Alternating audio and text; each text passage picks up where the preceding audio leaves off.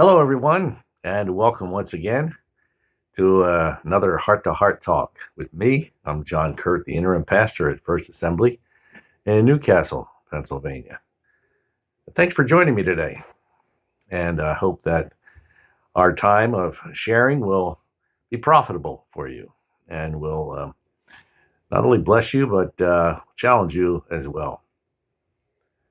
We know fellowship is such an important part of our Christian walk. And when I say fellowship, I don't just mean, having tea and crumpets with some friends and having a nice little time together. But fellowship, the word in the New Testament is koinonia, and it's a much deeper thing. It's when people really share life together. They share their burdens one with another. They share their joys one with another. They eat meals together. They laugh together. They cry together. Fellowship is just such an important part.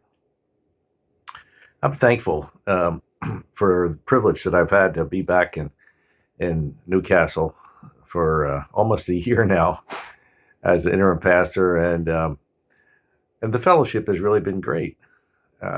Reconnecting with many people that have been so kind to us to accept us back in, and after 40 years being away in another church, it's just been great for Sandy and me, and we just really appreciate the fellowship that we've experienced. And when I say that, I'm talking about a deep kind of fellowship, as we have shared together in so many different ways over this past year, especially with this pandemic and all the difficulties, the deaths and the sicknesses and all of that. So anyway, fellowship is really important.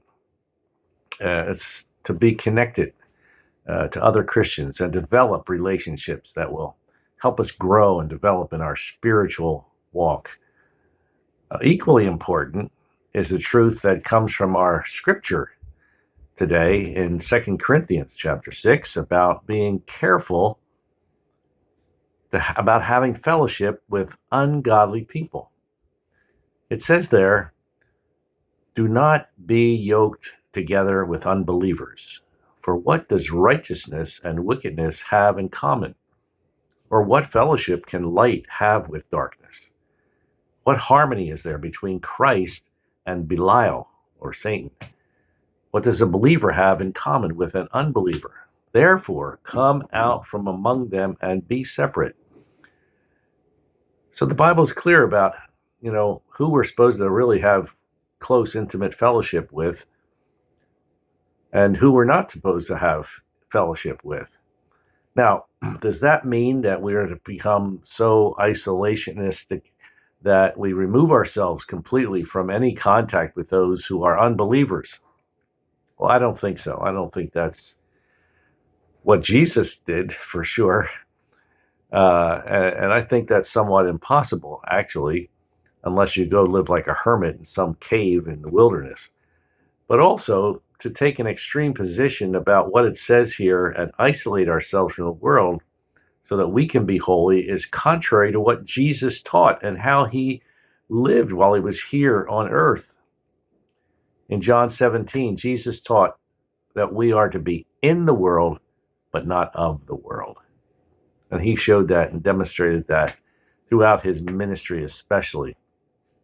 And this is a more balanced position where we understand that we are to maintain our distinctiveness as his disciples while being in the world as his witnesses.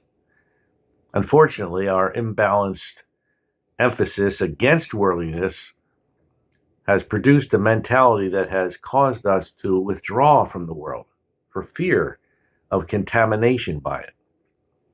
And consequently, we have developed a kind of Christian subculture characterized by isolationism.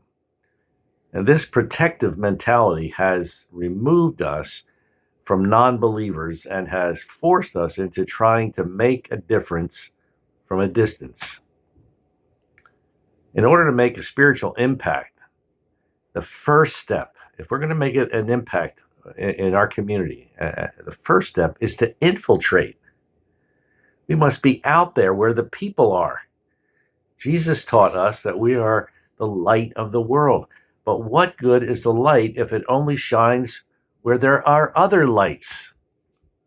It's time for Christians to come out of hiding and become more visible.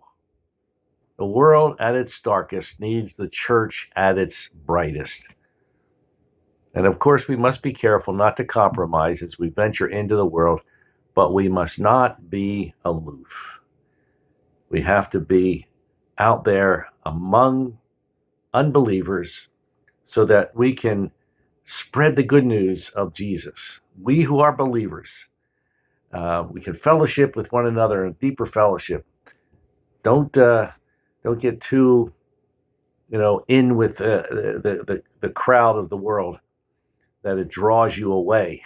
Always maintain that bit of a distance, but don't isolate yourself. We have to infiltrate, not isolate.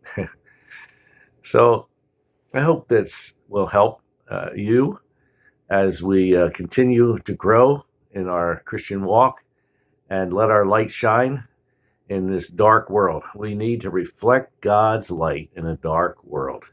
We are living in a dark world, but you know what? He's made us light, and we're so thankful for that. Well, I hope that this will be a blessing to you as we begin our week, and look for opportunities this week as you continue to serve the Lord out there in the world and in the church as well. So God bless you. Have a great day, and Lord willing, we will see you tomorrow. Bye-bye.